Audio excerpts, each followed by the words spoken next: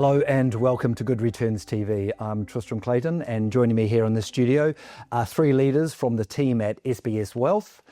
Joining me here on my right is CEO Morné Redgard, Chief Investment Officer Martin Pike, and Chief Client Officer Dennis Edel. Welcome to the studio. Thanks, Tristram.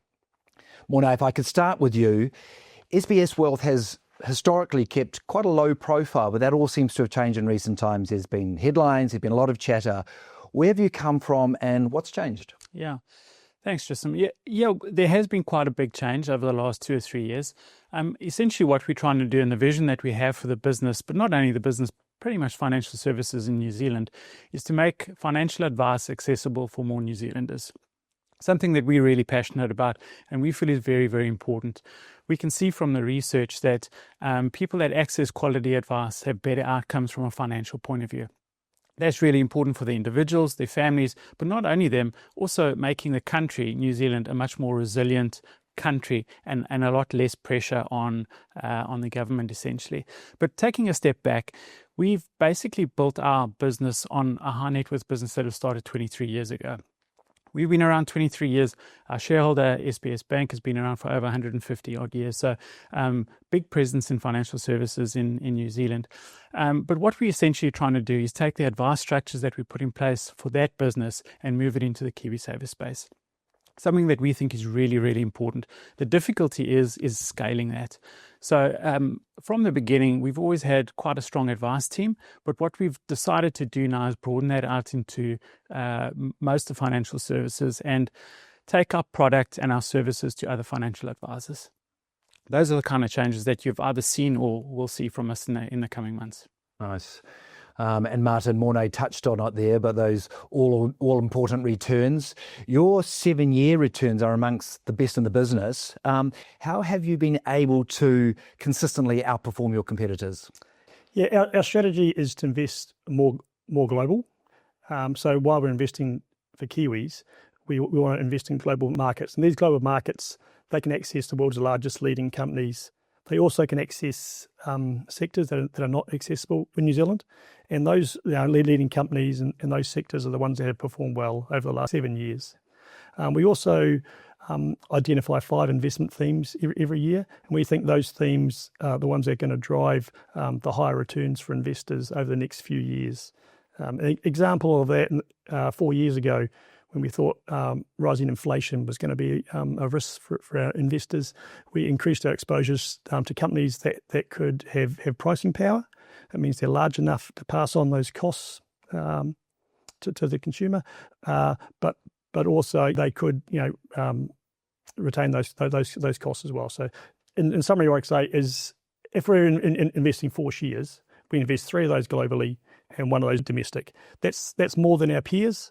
And that's one of the main reasons why our funds and our investors' funds have been higher returns than our competitors.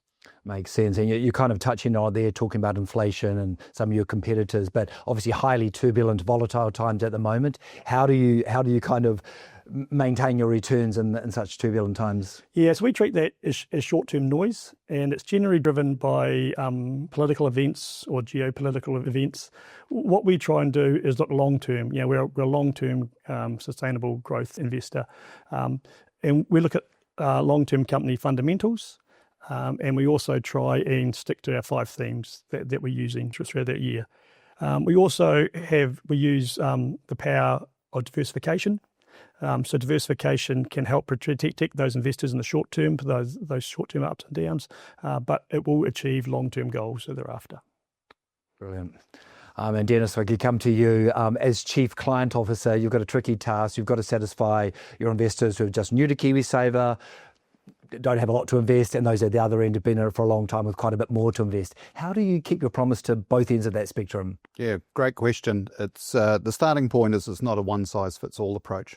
The 18-year-old starting out in their first job versus the 65-year-old just contemplating retiring from their last job, completely different. So we need to build an advice proposition that meets all people's needs.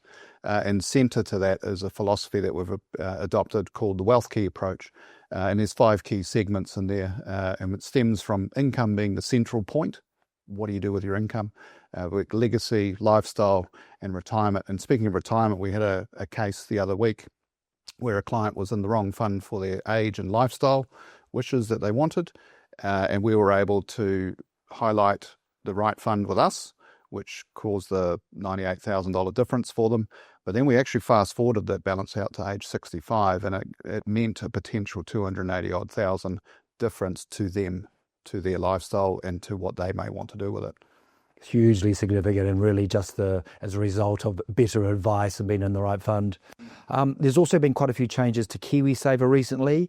How have you been thinking about the future of KiwiSaver? Yes, well, having had KiwiSaver since 2007, there's been lots and lots of little changes along the way, and that creates uncertainty. And one thing we know from our research is that one of the top three things for clients or investors as they embark on their journeys is certainty and confidence. So that's what we're working on. And we break it into two components. How do we offer that certainty and confidence on the journey to retirement? And then how do we offer that certainty and confidence post-retirement? What are the things that they want to do?